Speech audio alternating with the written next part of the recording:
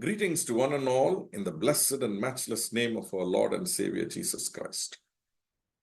Many times in our life, we want to hear the voice of God, especially when we are in trying times.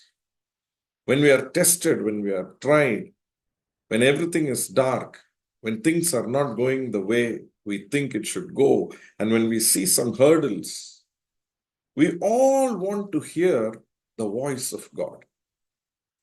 But the Holy Spirit spoke to me about the silence of God to be very powerful in our lives. The Holy Spirit opened my heart to understand that in times when God is silent, when times when you don't hear the word of God, when you don't hear God's voice, it is still very powerful. The silence of my Heavenly Father is more powerful than every noise that the world can make. You know, in Genesis 22, we see Abraham, to whom God says, sacrifice your only son. And so he goes to the place where God told him to do. And as they were walking, he and his son is asking him a very pertinent question. His son is asking him, fire is there, wood is there. Where is the lamb that has to be sacrificed? And Abraham says, the Lord will provide himself a lamb for the sacrifice. It was Abraham's voice. Many of the times we also say things out of faith, although the situations are dark. And many of the times we think that God is not talking to me back or trying to tell me that it is right or wrong so that I can be assured.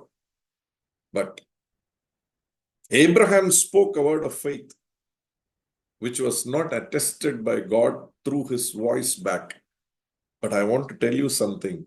When you speak a word of faith, even when God is silent, that word of faith has power, my brother, my sister. So Abraham walked forward on the word of God. Today, the Holy Spirit wants to tell you, if you are walking on the word that God has told you to walk, then in the middle, even if you don't hear the voice of God, don't get panicked. I know I am talking to you very specifically. You are worried that you have taken step based on what God has asked you to do, but you are now worried, is this the right step that I am taking or not?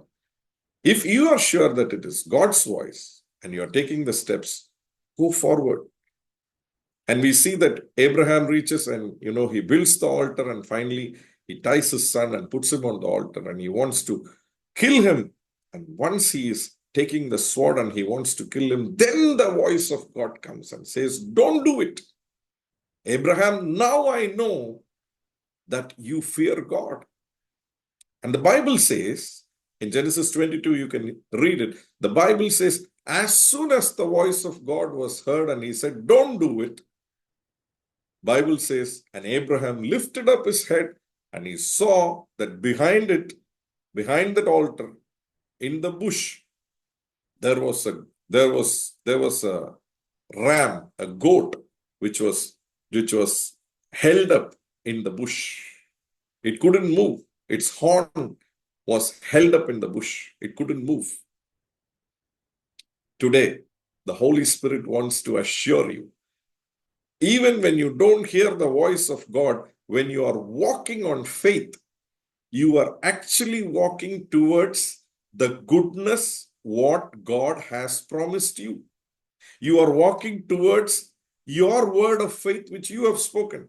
Abraham spoke a word of faith that God will provide for himself a lamb for the sacrifice.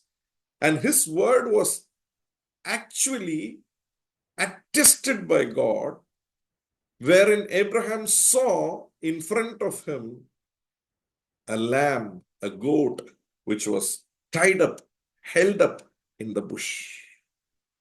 Today, the Holy Spirit wants to assure you, cheer up. You are on the right track. Move forward. Take steps of faith and move forward. If you are walking on the word of God, don't worry about the silence. Your goodness, what you spoke of, the goodness, what you confessed with your mouth, God has already arranged it and He has held it for you. It will not escape. It will not go to anybody. You will reach that place when you take steps of faith. In Mark 4 and verse 35, we see Jesus telling His disciples, let's go over to the other side. And as if you can read that chapter and the balance verses, you would understand that, the sea became boisterous. The wind became boisterous. The wind was raging and the waves were coming and hitting against the boat, and it started entering into the boat, and the boat was about to sink. And the Bible says Jesus was actually sleeping. Jesus was silent. In the midst of all these noises, Jesus was silent. The other day, the Holy Spirit opened my heart and spoke to me something very profound. He told me, my son, your father's silence in the boat is more powerful than the sound that the wind and the waves are making. I repeat, my son, your father's silence in the boat is more powerful than the sound created by the wind and the waves. Today, the Holy Spirit wants to tell you the same thing.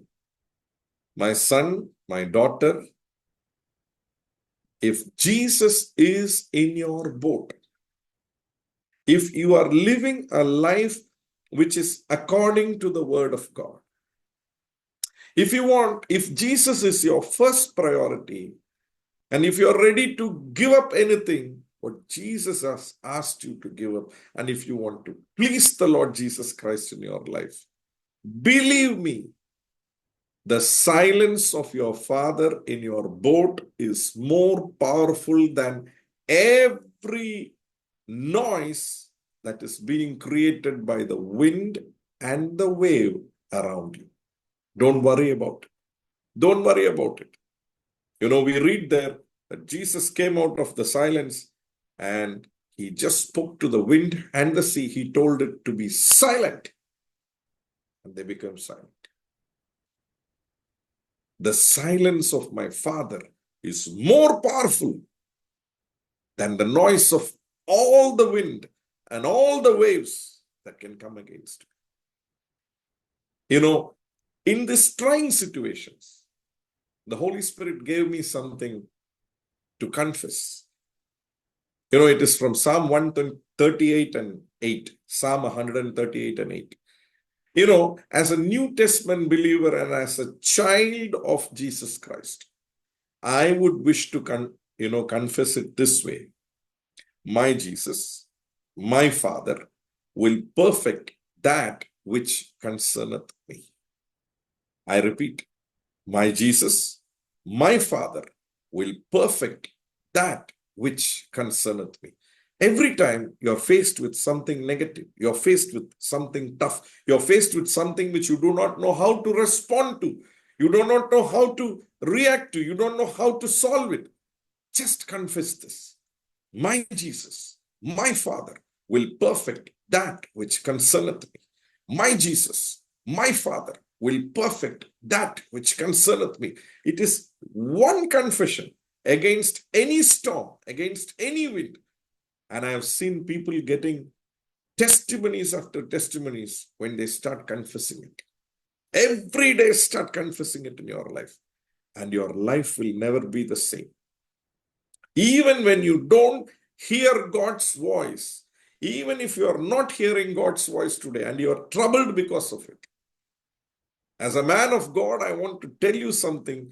the silence of your Father is more powerful than the sound of all the winds and all the waves around you. It is more powerful. The silence of your Father is more powerful. Trust in it. Trust in it. And when you become anxious, open your mouth and confess, my Jesus, my Father, will perfect that which concerneth me. Let's pray. Father, I pray for everyone who is joining me in this video, watching me through whichever medium, let it be. Father, I pray that your silence, the power of your silence, will operate in their lives. They may be anxious, they may be not knowing what to do, but as this word reaches them, I pray that the silence of your power will start operating in their lives, and their lives will start miraculously changing for your glory, my Father, for your glory. Let that sea of life in which they are, which is trying to trouble them, become silent and calm in the mighty name of Jesus. Let every area of their lives feel the deep peace of God in it. Father, I pray that you would fill them with your joy, fill them with your peace, and fill them with your happiness. Let every anxiety and every depression and every doubt leave in the mighty name of Jesus. And Father, I pray that your glory would radiate out of their faces, and that their lives would become a shining star on this earth for your glory. Father, I give you all the honor and glory. In Jesus' matchless name I pray. Amen. Amen. You know, the Holy Spirit wants me to tell you, your life is not going to become a failure. Your life is not going to become a failure. Abraham and his son and in his generation is being celebrated and remembered even today. In the same way, you and your generations will be blessed and remembered forever. And you will become a source of glory for the Lord Jesus Christ. I bless you in Jesus' name.